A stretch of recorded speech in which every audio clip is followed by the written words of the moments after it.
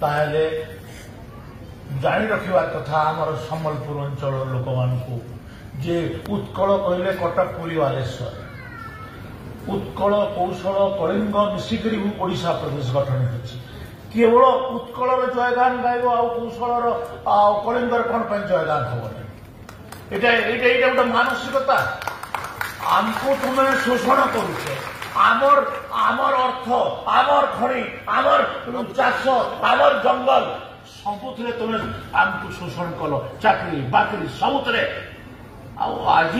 तुम्हें से कल्चराली भी हमको एक्सप्लोइट करने लगे तुम्हें चाहूँ एटा की कथा आमे ओडिशा प्रदेश रे मिसिथिलु ओडिशा प्रदेश रे मिसिबा पई आंदोलन रे भी शामिल हेतु किंतु ओडिशा रे मिसिकरी हमर सबुठु बड़ भूल हला आमे ओडिशा प्रदेश रे मिसि हमर गोटे ऐतिहासिक भूल ऐतिहासिक भूल को आमे बारंबार कहूछु तो आज